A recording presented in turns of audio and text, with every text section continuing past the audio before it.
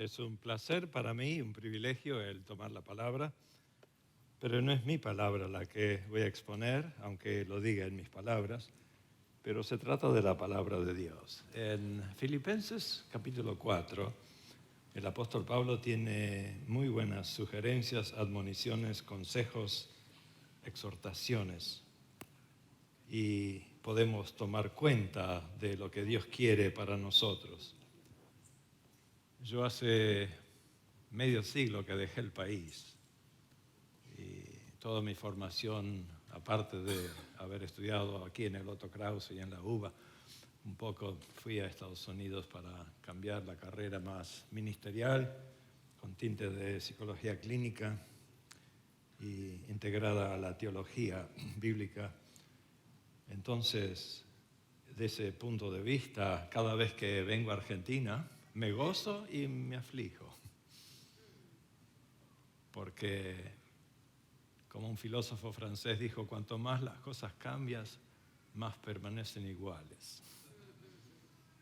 En los últimos 50 años hemos tenido muchas peripecias, catástrofes, vicisitudes, con muchos cambios sociales, ideológicos, ideas, que uno no pensó que nuestro país hubiera adoptado, con las corrientes posmodernas que se infiltraron, el ateísmo, el materialismo, el egoísmo, el narcisismo, la falta de valores éticos, morales, cristianos, la tergiversación de la fe y la palabra, la ritualización y por otro lado los excesos de los reclamos de muchas personas en el seno de la iglesia que han partido, dividido, corrupcionado o corrompido muchas de las verdades bíblicas.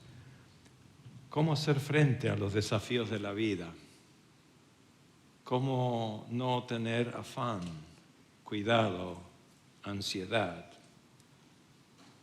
Voy a hablar de cómo enfrentar el afán cotidiano. No se trata de ansiedad clínica o de desórdenes de pánico o fobias, agorafobia, cosas neuróticas. Eso lo trato en psicología clínica.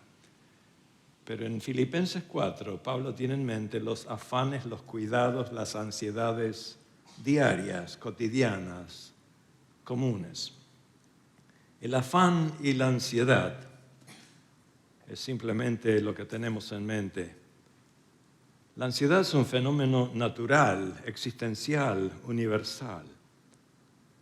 Los discípulos, después de caminar con Jesús mucho tiempo, comenzaron a hacer indagaciones, tenían conjeturas, tenían problemáticas mentales, tanto que Jesús se dirigió a ellos y le dijo, no estéis afanosos por el mañana, ¿dónde estaréis? ¿Qué comeréis?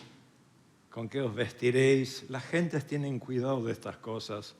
Mas vosotros buscad primeramente el reino de Dios y su justicia, y todas estas cosas os serán añadidas. Pablo nos habla en Filipenses 4 de la siguiente manera.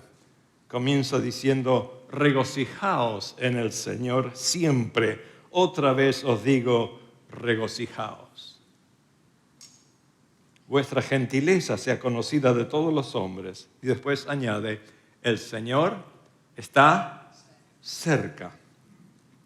Por nada estéis afanosos, sino sean conocidas vuestras peticiones delante de Dios en toda oración y ruego con acción de gracias. Y la paz de Dios, que sobrepasa todo entendimiento, guardará vuestros corazones y vuestros pensamientos en Cristo Jesús. Por lo demás, hermanos, todo lo que es verdadero, honesto, justo, puro, amable, de buen nombre, y si hay virtud alguna, si algo digno de alabanza, en esto pensad. Lo que aprendisteis y recibisteis y oísteis y visteis en mí, esto haced, y el Dios de paz estará con vosotros. El apóstol Pablo escribe estas cartas a una iglesia que él fundó bajo ciertas circunstancias.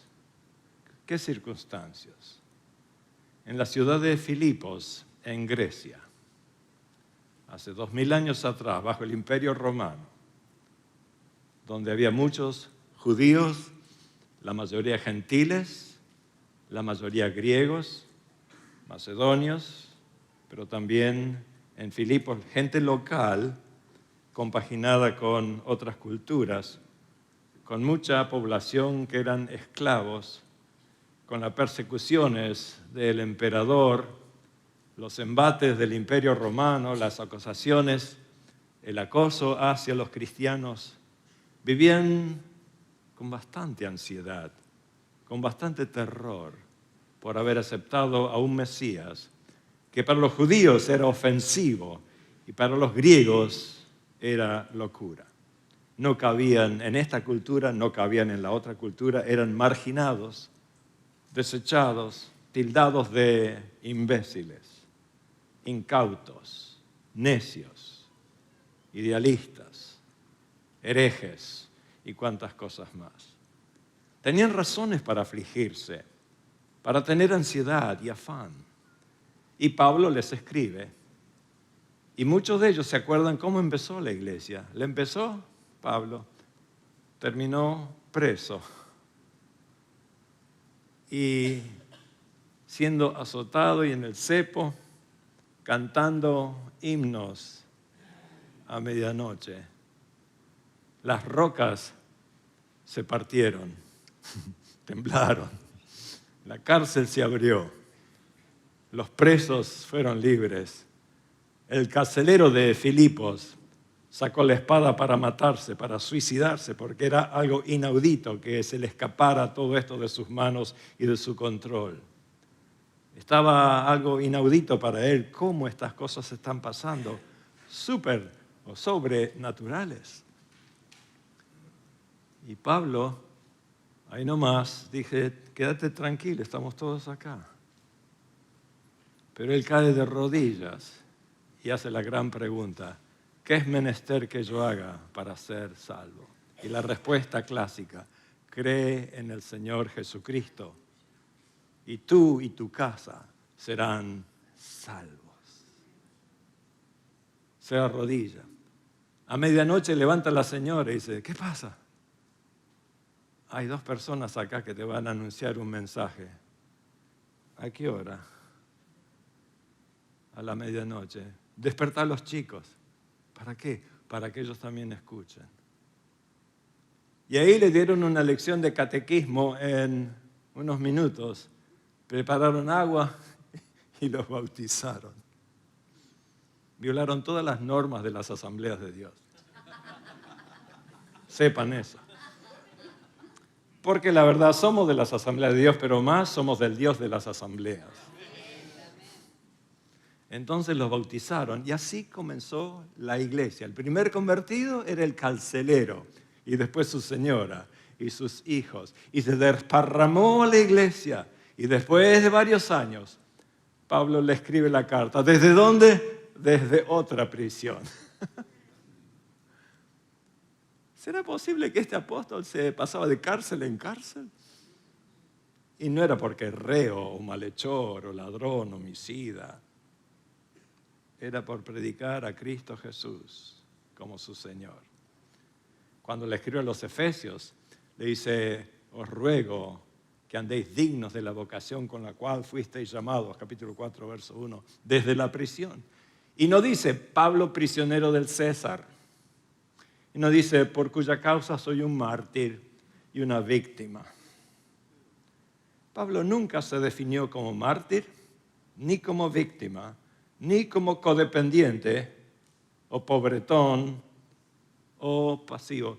Pablo se definió como un prisionero de Cristo Jesús, por cuya causa estoy en cadenas. Él tenía la facultad de no aceptar el hecho de estar definido por las circunstancias, las vicisitudes o las atrapaduras de este mundo. Lo pones en la peor de las cárceles y su espíritu está libre. La verdad que Pablo trotaba tanto, caminaba tanto, de vez en cuando trabajaba con sus manos para mantener su ministerio en Corinto.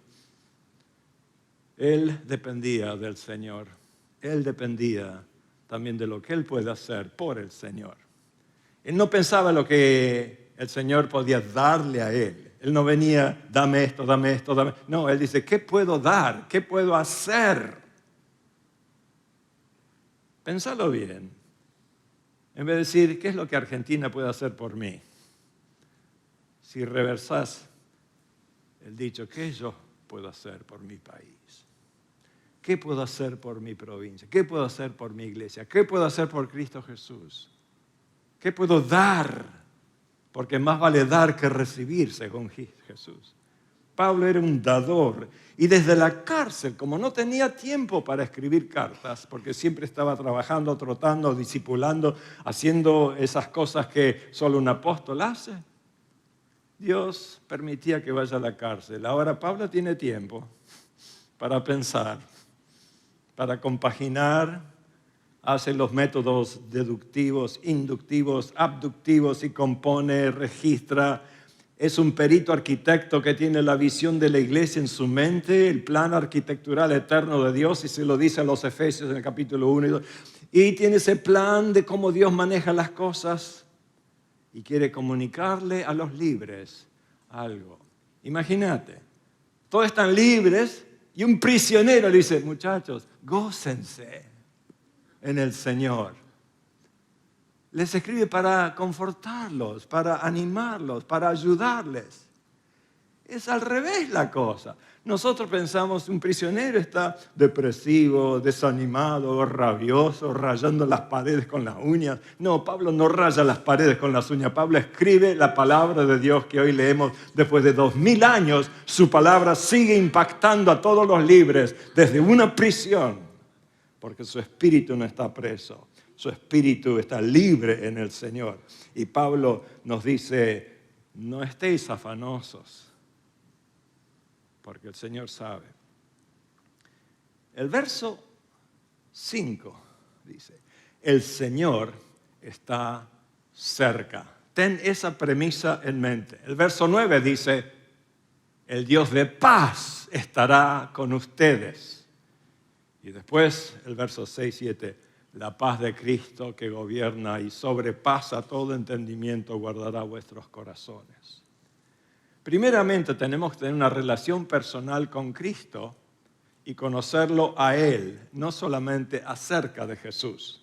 Luego, realizar la presencia de Cristo mediada a través del Espíritu Santo en nuestras vidas aquí y ahora. Y luego desarrollar la mente adecuada, la actitud, la disposición, la postura. El capítulo 2, tened el mismo sentir que hubo en Cristo Jesús.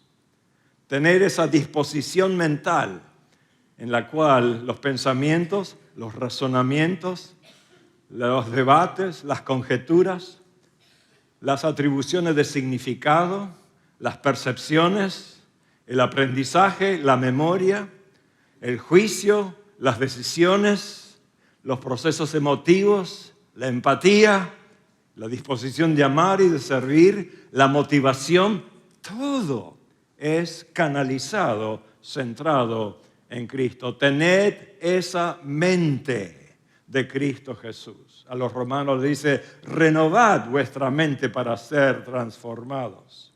Es decir, que una percepción superior, metacognitiva, superlativa, que capta el diseño de Dios desde un principio hasta el fin, donde el Señor está dando el espíritu de sabiduría, Pablo, y de revelación en el conocimiento de Él, alumbrando los ojos de su entendimiento para que Él sepa cuál es la esperanza a la cual Dios lo llama, cuáles son las riquezas de la gloria de su herencia con los santos, cuál es la supereminente grandeza de su poder que actúa sobre los creyentes. Pablo tiene un plan arquitectural en mente cuando escribe sus cartas. ¿Cuál es ese plan?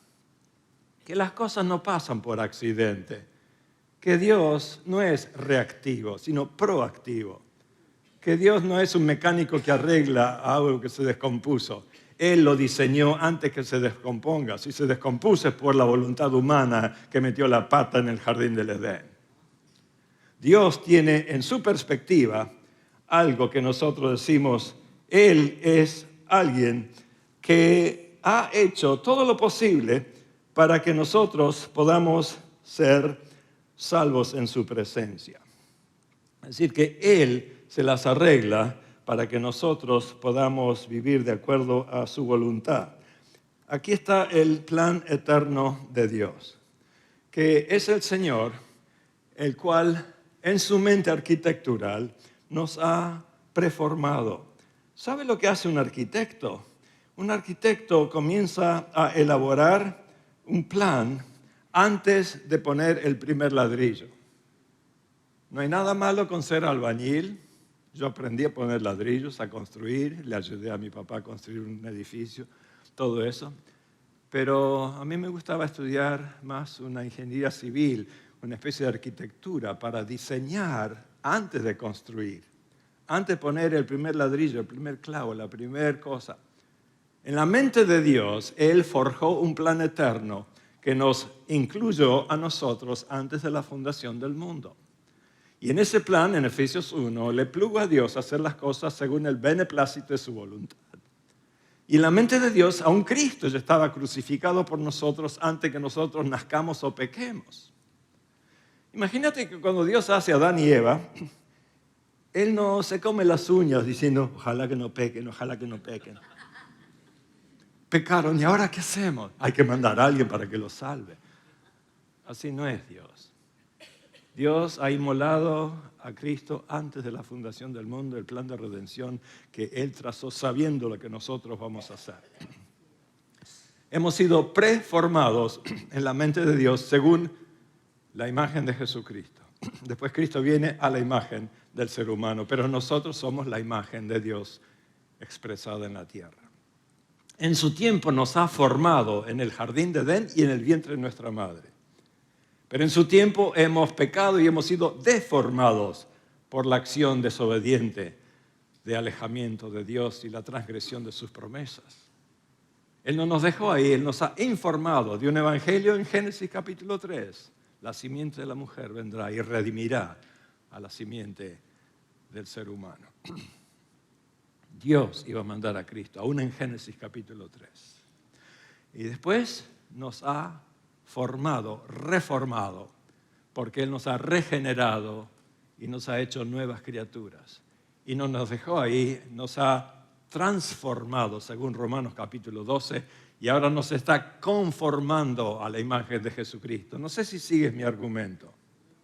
Hemos sido preformados, formados, deformados, informados, reformados, transformados y conformados a la imagen de Jesucristo. Porque Jesús es el prototipo de la creación original, es la medida del varón perfecto. Es nuestro modelo de carácter, de conducta, de influencia, de relaciones. Llegar a ser como Cristo es la meta más suprema, llegar a conocerle a Él y estar en su voluntad. Una percepción superior, metacognitiva, superlativa, que capte ese diseño de Dios.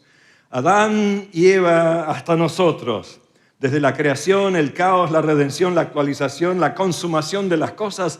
Pablo es un arquitecto. Actualmente él se llama eso en 1 Corintios 3. Yo, como perito arquitecto, puse el fundamento. Y cuando lo patean de todos lados los corintios, les recuerdan, muchachos, conozco una persona que subió al tercer cielo, a la oficina del jefe, que le mostró los planos eternos. Y la grandeza de las revelaciones era tanta que me dio un pincha, un aguijón, para desinflarme. Y habla de sí mismo. ¿Sabes lo que es tener una revelación directa de Dios? Y él reclama mi evangelio, porque Cristo me lo comunicó. Aunque soy el menor de los apóstoles, como un abortivo que no alcanzo a medir la estatura de Pedro, Jacobo, Juan, pero he sido llamado a predicarle a los gentiles el evangelio.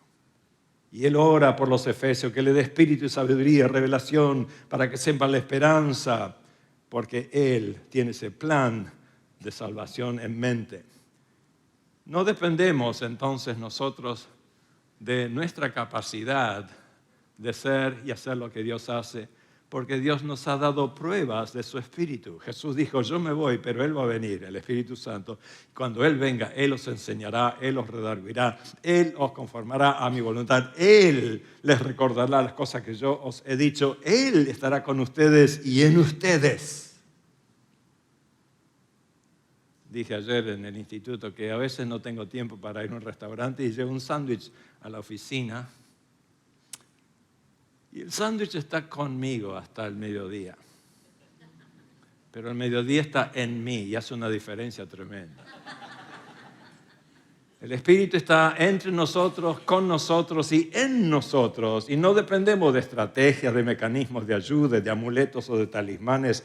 No dependemos simplemente de las promesas, sino del Dios que da las promesas. Jesús nos ha dejado no solo instrucciones para vivir de acuerdo a su voluntad, pero ha prometido esa presencia divina. Yo estaré con vosotros hasta el fin del siglo. Yo estaré en medio de ustedes cuando estén en alguna tratativa. Y claro, cuando estaba en vida, venían en un barco y Jesús se pone a dormir, porque Él dijo, vayamos a la otra parte. Si Jesús dice, vayamos a la otra parte, ¿dónde espera Jesús estar en un rato? En la otra parte. Entonces, ¿qué hace? Se pone a dormir. Él tiene 3 facultades. Él sabe, Él predice y Él controla todas las contingencias, todas las palancas, manivelas, botones, todas las variables. Los discípulos no saben si van a llegar, no tienen el control sobre el viento y las olas y no pueden predecir si van a estar a salvo. Se ponen en pánico y lo despiertan. Señor, ¿no tienes cuidado de nosotros que perecemos? Y Jesús dice, ¿qué pasa? Y lo más feo es que despierten una siesta, que estás totalmente en paz. Y los regaña Jesús. Y le dice, hombre de poca fe. Entonces se para en el bote y le dice al viento, che, pará. Y a las olas, tranquilos muchachos. Y calma el viento, el mar, y ellos con la mandíbula hasta el piso. Y dice, ¿quién es este? Que el viento, el mar obedece. Bueno, es el creador del universo, sabe cómo funcionan todas las leyes, la entropía, la entalpía, toda la hidráulica, la termodinámica. Él sabe la primera ley de termodinámica, la segunda ley de termodinámica. Él sabe todo. Él es el creador. Él suspende las leyes del universo cuando se le da la gana. Puede caminar sobre el agua, puede multiplicar. Él no está sujeto a las vicisitudes humanas como Dios, pero por nuestra culpa se quedó en el molde. Se anonadó a sí mismo y compró pan, tomó botes, pagó taxes, impuestos por nuestra necesidad. Esa mente de tenerlo todo y perderlo por fin de ganar al ser humano para su gloria. Esa mente de Cristo que es descentrada, con empatía, con respeto, con dignidad, tratándonos como su criatura a pesar de lo que hemos hecho, a pesar de nuestra caída, cuando éramos muertos en delitos y pecados, cuando no lo conocíamos, cuando no nos amaneció, Él nos amó, Él nos salvó, Él nos redimió, Él nos bendice. Jesús da pruebas. Calmando el mar, el viento, sanando, limpiando leprosos, liberando a los demonios, resucitando, proveyendo pan, todo eso. Pero cuando se fue, como que el mercadito se cerró para los discípulos. ¿Y ahora qué? ¿Y ahora qué? La ansiedad viene cuando no lo vemos, cuando no sabemos que está cerca. Cuando pensamos que Cristo está por ahí, sentado a la diestra del Padre, en las remotas alturas, en la eternidad. Y nosotros acá huérfanos, solitarios, ansiosos. No, mis hermanos, Jesús prometió, yo estaré con ustedes y en ustedes a través del Espíritu Santo. Y por eso, ¿cómo hacer frente a los embates de la vida? Primero, adoptar una actitud, una mente saturada de gozo, porque lo conocemos, porque sabemos quién es Él en nuestras vidas. A través de la Escritura conocemos acerca de Cristo. Cuando vamos más allá de la Escritura y vemos quién es Cristo, entonces lo conocemos a Él. Podemos conocer acerca sin conocerle a Él. ¿Sabes eso? Un amigo que era presidente de una universidad fue a una institución hebrea para aprender los lenguajes y la cultura original, hacer un doctorado en esas lenguas. Y tenía un profesor que explicó la doctrina de la expiación con punto y coma. Y después, como añadidura, explicó cómo los cristianos creen que la expiación se consumó en Cristo. Y explicó tan bien que a mi amigo casi se le caen las lágrimas. Y va y lo saluda al profesor después de la clase y le pregunta, ¿y usted cree en eso? Pensaba que era un creyente. Y el profesor dice, no, pero lo sé enseñar. Uno puede saber acerca de una puerta, medir la puerta, pintar la puerta, poner un retrato a la puerta, adorar la puerta, sin entrar por la puerta. Yo soy la puerta, el que entrare por mí será salvo. No el que me describa, no el que me pinte, no el que diga, la puerta. No, tiene que entrar a través de mí para tener contacto con el Padre. Me tiene que conocer personalmente. Y uno de los discípulos dice, ¿y cómo conocemos? Y Jesús le dice, el que me ha visto al Padre. Yo y el Padre somos uno. Tenía un amigo cuando éramos chicos y dice que un predicador predica al sol, pero el predicador era tan fiero, peor que un susto a medianoche. Y el chico estaba mirando y el predicador dice, el que me ha visto al Padre. Y dice, yo no quiero ir al cielo.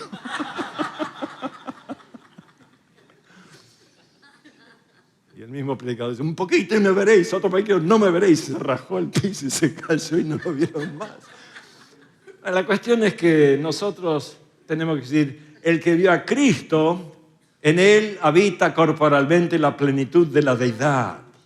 Por eso cuando uno tiene a Cristo, viene el gozo al corazón. 15 veces Pablo dice, desde la prisión, muchachos, gócense. El gozo del Señor es vuestra fortaleza. Regoncíjese en el Señor, etc. Un prisionero confortando a los libres. Su mente está saturada de paz, posicional ante Dios, intrínseca, personal en el fuero interno, con calma, en control, templada, con dominio propio, capaz de resistir el mal y de vencer a la ansiedad. En vez de comerse las uñas, cree que el Señor está cerca y que el Dios de paz está a la vuelta de la esquina. Está anclado en dos premisas y la paz de Cristo que sobrepuja entendimiento lo guarda en su corazón y en su mente.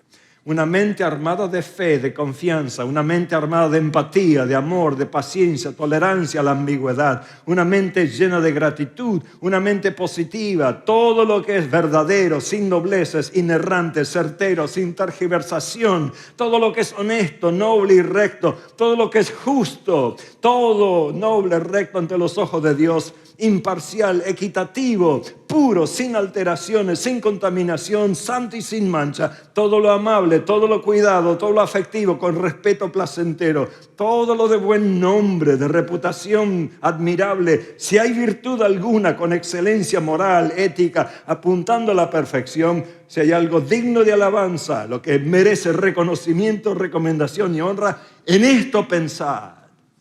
¿En qué ocupamos nuestra mente? Pablo dice, si ustedes tienen la mente de Cristo, así pueden y deben pensar.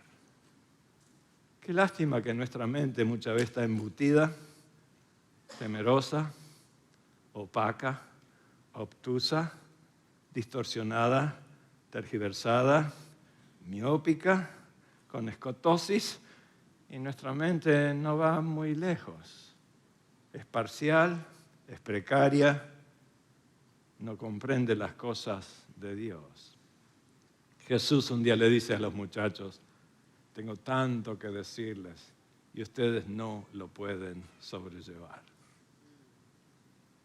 Imagínate a Cristo, Él sabe todo, controla todo, es el Dios del universo. Su sabiduría, su capacidad, vasta, infinita, superlativa. Él quiere traducir eso y transformar, trasladar a las mentes de sus discípulos. ¿Y cómo hace? ¿Cómo hago? Tengo un océano y me encuentro con 12 personas cuyas mentes son como tacitas de café expreso. ¿Cómo puedo hacer caber lo que yo traje para ellos? Y si ahora no pueden. Pero va a venir un día en el cual si yo me voy, Él va a venir, el Espíritu Santo. Y Él le va a ensanchar la mente. Se la va a abrir. Él les va a enseñar. Les va a recordar. Les va a dar el poder de conocerme. Él hará de ustedes testigos de mi causa. Ustedes servirán en el poder del Espíritu Santo. Serán ministros de un nuevo pacto. Esa es la promesa del Padre. No solamente hablar en lenguas. Mucho más que hablar en lenguas. No me malentiendas, yo hablo en lenguas desde que yo soy chico. Pero no es la cuestión. Uno no hace alarde de algo que es secundario a lo primordial de ser labrados según el carácter de Jesucristo, su amor, su empatía, su respeto, su dignidad por la gente, su concernir por aquellos que no lo conocen todavía, su empatía, la capacidad de caber en los zapatos del ser humano y comprenderlos en sus cuitas desde las caspas hasta los callos, interceder por ellos ante el Padre como un sumo sacerdote y fiel a su causa. A eso vino Cristo, para que nosotros tengamos esa mente. Por eso Pablo dice, sed imitadores de mí como yo de Cristo. Y cuando yo imito a Cristo, mi mente se vuelve la mente de Cristo. Y así pienso como Cristo pensó. ¿Cómo? Una mente armada de empatía, de amor, de paciencia, tolerancia a la ambigüedad. Una mente llena de gratitud. Una mente positiva. Todo lo puedo en Cristo que me fortalece. Capítulo 4, verso 13 de Filipenses. Una mente armada, pero una mente que se dedica a lo justo, a lo verdadero, a lo que es sin doblez. Qué lástima que a veces usamos nuestra mente para los chismeríos, para las cosas inadecuadas, para las cosas parciales, para las cosas funestas, para las cosas que no honran a Dios.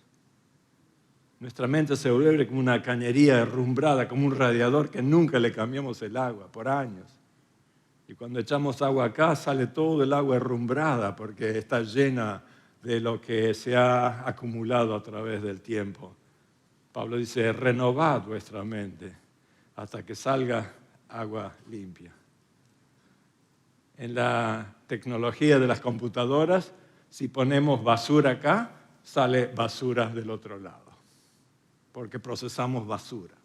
Si ponemos agua limpia, sale agua limpia del otro lado porque procesamos con la mente de Cristo todo lo verdadero, honesto, justo, puro, amable, de buen nombre, si hay virtud alguna, si hay algo digno de alabanza. Con esa mente, lo que aprendemos de Pablo y recibimos y de Jesucristo y su persona y sus apóstoles, esto hacemos para hacer frente a los desafíos de la vida. Un crecimiento en conocimiento, en perspicacia, en sabiduría, un aprendizaje observacional, vicario, ejemplar. Y llevamos a la práctica nuestra fe, nuestras convicciones, nuestro entendimiento sabio. Y el Dios de paz estará con vosotros. Su presencia real. Imagínate, acá la Trinidad está con nosotros, el Espíritu está con y nosotros. El Señor está cerca y el Dios de paz está con nosotros. ¿Qué más querés? Las tres personas actúan al unísono. Actúan para tu beneficio y para que tú le des gloria al Padre, al Hijo y al Espíritu Santo. Su presencia real. El Espíritu de tal manera nos hace desafiar a la vida, a las exigencias, las vicisitudes, a los pormenores y enfrentamos nuestras ansiedades, nuestras depresiones, nuestras luchas con fe. Con tal mente enfrentamos los desafíos que producen ansiedad. Por nada estéis afanosos. Pero ¿qué si me pasa esto? ¿Qué si me pasa esto? Como psicólogo clínico he visto muchas personas a través de 40 años con ansiedad, con fobias, con ataques de pánico. Una persona que tenía obsesiones y compulsiones, le dije, ¿por qué no registras tus obsesiones? Cuando vienen, anótalas en una hoja. Y a medida que vayan viniendo, vamos a ver, categorizarlas y tratarlas de esa manera global y particular. La semana que viene con una hoja, con 2 hojas, con 3 hojas, 8 hojas a simple espacio con todas las obsesiones que tiene. Esta persona no necesita enemigos. No, se tiene a sí mismo. Su mente le juega tantas jugarretas. El afán, la ansiedad de la mayoría no es tan neurótico, no es tan obsesivo, compulsivo. Pero aún así, ¿cómo Pablo nos recomienda afrontar el afán, la preocupación con esa mente? Pablo dice, sean conocidas vuestras peticiones delante de Dios, con toda oración, diálogo constante y ruego, con súplicas vehementes, con acción de gracias. Cuando uno da gracias sin haber recibido todavía lo que necesita recibir, ¿es porque tiene fe o está loco? Uno da gracias porque confía que Dios que promete no falla. Pero ¿y qué si Dios te promete algo y no pasa nada? Y comienzas a preguntar dónde está Dios y por qué no, y por qué esto y por qué lo otro. ¿Por qué el sufrimiento humano? Si Dios es bueno y todopoderoso, ¿cómo es que yo sufro? Esa pregunta teodicea que ha sido hecha desde Epicuro hasta todos los santos de todos los siglos hasta ahora, que no podemos responder. Y la verdad es que Dios está preocupado en cómo respondemos a las circunstancias más que nada. Y la verdad que nosotros, las pruebas de la vida no nos hacen tanto daño como las atribuciones que le damos a las pruebas de la vida, la explicación que le proveemos a lo que nos pasa. Perdimos 20 pesos y decimos, ¡ay, Satanás! Pero no, lo encontró un estudiante del Río de la Plata, del instituto, y ¡gloria a Dios!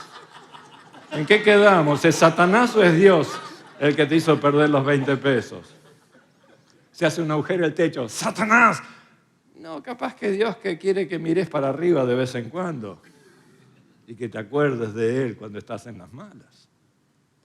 Te sentás en una tachuela sin querer y dices, ¡ay! ¿Qué explicación le das? Satanás la puso para afligirme. O mandó 2 demonios de segunda clase para que yo sufra. O tal vez, capaz que es Dios que está probando mi carácter. O capaz que es Dios que quiere enseñarme cómo ser una persona con fe y arrojo que no le hace caso a las pruebas, sino que da gloria a Dios por cada tachuela. Un masoquista para el nombre del Señor. O capaz que fueron 2 amigos que me pusieron una jugarreta y me están filmando. O capaz que son enemigos que quieren afligirme para ver qué hago cuando la tachuela me toca. O capaz que fueron 2 obreros que la tiraron sin querer y quedó ahí. O capaz que yo la puse sin darme cuenta y ahora yo soy el culpable. O capaz que neuróticamente yo la puse para expiar algún pecado que yo cometí, para flagelarme como los del Opus Dei, para entonces tener perdón. Decime, ¿cuál de estas 8 explicaciones es la verdadera? Depende. ¿Depende de qué?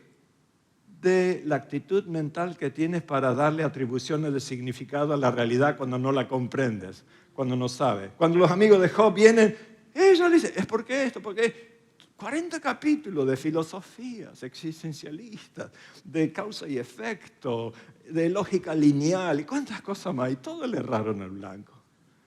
Por fin aparece Dios y dice, ¿dónde estaba cuando yo creé el mundo? ¿Dónde estaba en las alturas? Y le tapa la boca a Job. No le responde el por qué él sufre, no se lo responde. Porque Job, al fin y al cabo, cree en Dios a pesar de las circunstancias y mantiene su fe en el Señor. Así que no sabemos por qué. Y las atribuciones son muy importantes. Explicaba el otro día, si yo tengo una caja con 51 kilos sobre mi hombro y tengo que llevarla 10 cuadras sin saber por qué y a dónde voy, es una carga pesada que no tiene ton ni son, no tiene significado. Pero si a mi señora se le quiebra un pie y la pongo en mi hombro y voy 10 cuadras a la emergencia, la misma cantidad de kilos, la misma cantidad de cuadras adquiere otro significado. Y califico, si nos amamos como nos amamos, la carga es liviana y corro. Si nos peleamos como perros y gatos, la carga es pesada y 10 cuadras es demasiado. Así que no son kilos y cuadras lo que me aflige, es qué interpretación de significado a esa realidad fenomenológica existencial yo le atribuyo.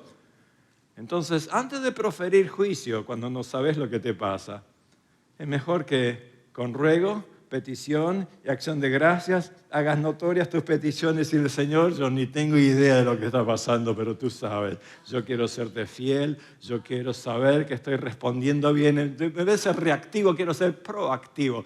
En vez de escaparme por la tangente, quiero parar la música y decir: no sé lo que pasa, pero confío en vos. Confío en tu promesa, confío en tu palabra. Confío que estás cerca y que el Dios de paz está aquí y que la paz de Cristo sobrepuja entendimiento. La paz de Dios, posicional, personal, es el cese de hostilidades, enemistades y trae calma y sosiego, tranquilidad y una posición de aceptación delante de la presencia de Dios. Pero la paz que Cristo ofrece es también intrínseca, personal. Es interesante que en Juan Jesús dice: la paz os dejo. Entre Dios y ustedes están reconciliados, tienen acceso libre al trono de gracia, son aceptos en el amado. Vengan, muchachos, al trono de la gracia. Hebreos capítulo 10. Pero Jesús añade: mi paz os doy. ¿Qué es esto? Que su paz irradia, inunda, permea, se entromete en nuestro proceso cognitivo del pensar, razonar, debatir, atribuir significado, razón. Se mete en nuestro corazón y nos da certidumbre de fe. La paz calma nuestras ansiedades. Y decimos con Pablo: para mí el vivir es Cristo y el morir es ganancia. Yo estoy listo a estar sacrificado. Yo estoy listo a verlo. Pero si me deja acá es por algo. Voy a hacer su voluntad. Voy a seguir trabajando. La paz de Dios, que sobrepasa todo entendimiento. ¿Qué significa? Cuando no hay razón empírica ni lógica para estar en paz. Cuando las pruebas, las tentaciones, las vicisitudes, los hecatombes de la vida te sacuden y no hay razón para estar en paz. No hay evidencias empíricas. No hay algo tangible que te diga que debes estar. Cuando todo se desmorona, tú dices: no es irracional, es suprarracional, va más allá del entendimiento, sobrepasa mi capacidad cognitiva de asesorar las cosas y de tener una validez empírica, va más allá de mis capacidades naturales para estar en paz. De alguna manera, aunque todo se desmorona, mi corazón y mi mente permanecen en paz. ¿Por qué? Porque el Señor está cerca y porque el Dios de paz está aquí. Nosotros a veces le enseñamos a la gente: cuando usted está ansioso, agarre una tarjetita y ponga: la paz de Cristo que sobrepuja todo entendimiento guardará mi corazón y mi mente. Va más allá de mi entendimiento. Entonces, estoy ansioso, ¿dónde está la tarjetita? Entonces el verso, el texto, me agarro del texto, de la promesa. Y Jesús está ahí al lado y dice: agárrate de mí. Y el Dios de paz está: ¿estás ahí o no? No, el versito. No, mi palabra es poderosa, verdadera y hará fructificar. No, pero mi palabra no vuelve vacía. Yo soy el que hablo, yo soy el que la doy, yo soy el que está detrás de la palabra, el que te da la garantía. Había un hispano que fue a Estados Unidos y su mamá quedó aquí muy pobre. No tenía que comer, no tenía zapatos, no tenía ropa. Y él ganaba plata. Y él sacó una cuenta en el banco. Y ahí la chequera, con los cheques, estaba impresa con paisajes de Nueva Inglaterra. Un faro, las olas, las gaviotas. Y él le mandaba cheques a la madre. Y la madre, como no sabía leer ni escribir, y era pobretona, dice: ay, mi hijo me da una tarjeta. Y la pone en la pared. Al otro mes: ay, otra tarjeta. Y la pone en la pared. Y llenó la pared de tarjetas. Y viene el hijo a visitarla y ella está por diosera, sin zapatos, sin ropa, los dientes se le caen, está greñuda. Dice: ¿qué pasó? ¿Qué pasó con qué? Te mandé plata. No, no me mandaste tarjeta. No, esa es plata. Tenés que ir al banco y a cobrar los cheques. Ah, no sabía. ¿Vos sabés que la Biblia está llena de cheques? que ponemos como doctrinas sistemáticas en la pared y las miramos, qué lindo, pero no las usamos, vivimos pobres porque no internalizamos que esa es la palabra viviente de Dios, que es cash, es patente, es tangible. El Señor te da su poder para vivir de acuerdo a su gloria. No, nosotros adoramos al texto y nos olvidamos de quién habla detrás del texto. En hermenéutica hay 3 mundos. El mundo detrás del texto, Dios. En el texto, revelado en la palabra y en Cristo. Y el mundo delante del texto, que son tus ojos. Tu manera de ver e interpretar la palabra de Dios. Y si esos ojos están tenebrosos, miópicos, distorsionados, están sucios, apagados, no sacas mucho, ni de la palabra, ni del autor que está detrás. Pablo ora para que los efesios, Dios les abra los ojos del corazón y les revele quién es Él y su plan y su vida, su posición en Cristo, y se gocen en el Señor. Dios te tiene que represtinizar tu vista, renovar tu entendimiento, para que sepas cuál es la buena voluntad de Dios, santa y agradable para tu vida. La paz de Dios posicional. A veces Dios parece que va en contra de sus propias promesas, paradójicamente. Abraham, vas a tener un hijo, pero ya tengo 90 y pico, y Sara es estéril, vas a tener un hijo. Y Abraham creyó, y le fue contado por justicia. Tiene un hijo después de 29 años de la promesa. Finalmente, viejito Abraham y Sara. Tienen un chico ahí. Imagínate, lo tratan de nieto casi, o tataranieto, porque son tan viejos. Lo crían. Y cuando ya es un muchacho, capaz de llevar leña al monte, Abraham lo toma y dice, carga esta leña, vamos al monte, porque Dios le dijo, matalo, sacrificalo. ¿Cómo me va a pedir eso Dios? Eso hacían los paganos del tiempo de Abraham, sacrificaban los hijos a los dioses paganos. ¿Cómo Dios me va a pedir que le mate a mi hijo? ¿Eso va a favor o en contra de las promesas? Decime. En contra. Y Abraham tiene que creer no solamente en las promesas y aferrarse a la promesa. Tiene que ir más allá de la promesa. ¿A quién? Al Dios que da las promesas. Su fe tiene que saltar sobre lo que es inclusive irracional en su mente, que es paradójico, conjetural, y tiene que creer en el Dios que da las promesas más que en las promesas dadas por Dios. Es un salto de fe a lo desconocido. Nadie creyó de esa forma hasta ese momento. Creer contra las evidencias. Y es lo mismo que Pablo dice en Filipenses. El Dios de paz, no la promesa de la paz de Dios. ¿Qué es más grande o quién es más grande? ¿Las promesas de paz o el Dios que da la promesa? Así que no tengo nada en contra cuando nos agarramos de un verso y nos asimos de la palabra porque es viva y eficaz. Pero por favor, hay que ir un poquito más allá del texto y ver quién es el que promete esa paz. ¿Y dónde me fijo? No en el texto nada más, sino en Cristo que está, ¿dónde? Cerca. Hay 2 expresiones, el Señor está cerca. Una es Maranata, que Él viene pronto en la segunda venida. No, este verso dice, está a la vuelta de la esquina, está cerca. ¿Y el Dios de paz estará con quién? Con ustedes. Así que es el Cristo vivo y el Dios de paz que me embuten, que ponen esos parámetros y que me recapacitan a mí para ver que la paz de Cristo que sobrepuja todo entendimiento me guardará. Y como Abraham, aunque no tenga evidencia de por qué las cosas pasan, aunque no tenga ton ni son ni no sé dónde viene la pelota, yo creo en Dios Todopoderoso, en Jesucristo su Hijo, en el Espíritu Santo, en su presencia, que es lo que me da paz.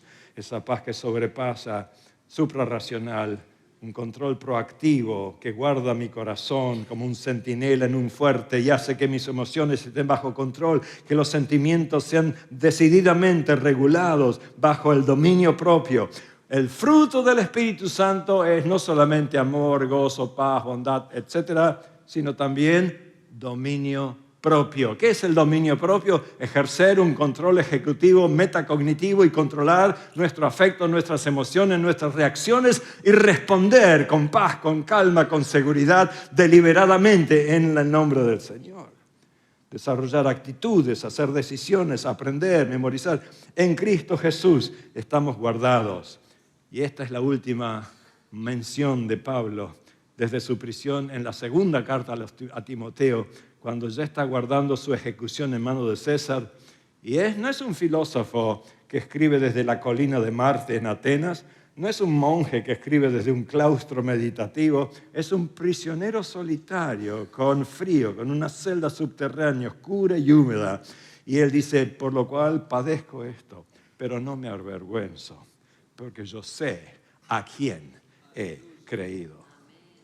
Yo sé y estoy seguro que es poderoso, capaz, fiel para guardar y proteger y tener en seguridad mi depósito, el cargo que se me ha encomendado, los deberes asignados por el Señor para ejercer y cumplir con mi ministerio. Para aquel día yo he estado aquí, pero estoy listo a ser sacrificado. El tiempo de mi partida está cercano. He peleado la buena batalla, he acabado la carrera, he guardado la fe. Me está guardada la corona de justicia.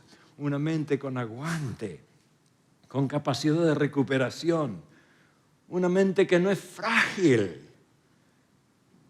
Yo no sé qué pasa en Argentina, pero trabajando en la Universidad de Harvard por muchos años y viendo lo que pasa en Princeton y en otras universidades, los muchachos de hoy son muy frágiles. Si le decís algo fuerte, como que se amedrentan. Y hay cuartos especiales en Princeton donde hay chocolate, un osito, una manta. Entonces te agarras, te chupas el dedo, tomas chocolate y el osito. Y en la universidad te confortan para que nadie te haga trastabillar.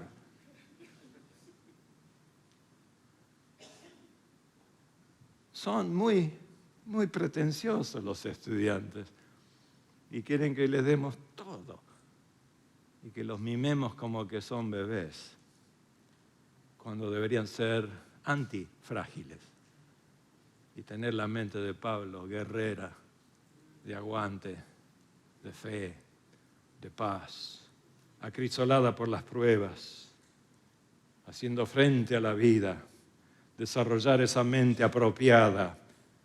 Pedro lo dice bien, ceñid los lomos de vuestro entendimiento. ¿Qué significa ceñir los lomos? No usamos más esas palabras castellanas antiguas. Ceñid significa apretad. Enlazad vuestra cintura fuertemente. Antes no usaban vaqueros o pantalones, usaban togas. Y para trabajar o para guerrear había que ceñirse la cintura y meter debajo de la cintura todas las cosas que flotan, para estar preparados para la batalla, para el trabajo. Ceñid, ¿qué significa en los lomos de vuestro entendimiento? Que tu mente, en vez de estar descompaginada por todas partes, disgregada, ansiosa, que tú ciñas esa mente con un control ejecutivo positivo y que guardes todos tus pensamientos en paz y que lleguen a ser cautivos en la obediencia de Cristo el Señor, orientada hacia el punto final, vivir teniendo en mente el día de Cristo, teniendo conciencia delante de Dios, plena conciencia en conocer, una mente dispuesta a afrontar desafíos, una mente bajo control, templada y sobria, una mente proactiva, perspicaz, que anticipe las dificultades. Pedro dice, sed sobrios y velad, porque Satanás anda rodeando, buscando a quién devorar. No sean necios. Depositen su confianza y fe en Dios, pero aprieten el cinturón alrededor de sus procesos cognitivos, emotivos, volicionales, motivacionales, para estar bien preparados para esa guerra espiritual que depositamos todos los días de nuestra vida en este cosmos, sujeto a Satanás. Depositar confianza en Dios, no en estrategias o planes o herramientas o mecanismos, sino humillarnos bajo la poderosa mano del Señor y resistir al diablo y huirá de nosotros, echando nuestra ansiedad sobre Él porque Él tiene cuidado de nosotros. Y recordemos que Jesús mismo dijo, la paz os dejo, mi paz os doy. No se turbe vuestro corazón, ni tenga miedo. Y Pablo aconseja, no estés afanoso por tantas cosas. Jesús aconseja, muchachos, la gente busca eso. Ustedes busquen el reino y todo eso será añadido. Jesús nos recalca una ilustración muy curiosa. ¿No sabéis que los cabellos de vuestra cabeza están contados y que ni uno de ellos cae a tierra sin la voluntad del Padre? Cada vez que me lavo la cabeza veo la voluntad de Dios yéndose por las cañerías. Y yo digo, bueno, tú sabes, tú los contaste, ahora es más fácil contarlo porque no son tantos. Pero Él sabe, y por su voluntad, ni un pájaro cae a tierra. Un evangelio dice, ¿acaso no venden 2 gorriones con una moneda? Y otro evangelio curiosamente dice, ¿acaso no compráis 5 pájaros con 2 monedas? ¿Cómo era? ¿Se acuerdan de la regla de 3 simple? Si una moneda compra 2 pájaros, ¿cuántas monedas compran 2? ¿Cuántos pájaros cobran 2 monedas? ¿Serían 4? No. El quinto viene del yapa. El gorrión, que es la cosa más barata y que viene gratis. Aún el pájaro más ínfimo, más barato y que viene del yapa, aún ese no cae a tierra sin la voluntad del Padre Celestial. No valéis vosotros más que estos pajaritos. Hay un himno antiguo que ya no cantamos porque somos más populares con la música moderna, que dice, si Él cuida de las aves, cuidará también de mí. Quería darles una palabra de encomio, de exhortación, pero también de aliento. Gozaos en el Señor. A pesar de lo que Argentina atraviesa, a pesar de los dólares, con inflación, sin inflación, con militares, sin militares, con políticos y ojalá sin políticos. El Señor está con nosotros. Así que no dependemos de la circunstancia, como Pablo. La prisión no nos define, ni Argentina tampoco. Somos hijos e hijas del Todopoderoso y en Él confiamos. Él nos guardará. Él guardará nuestros corazones en la peor de las dificultades. En Él confiamos y a Él y solo a Él le damos gloria y honra. En el nombre del Padre, del Hijo y del Espíritu Santo. Amén. Dios les bendiga.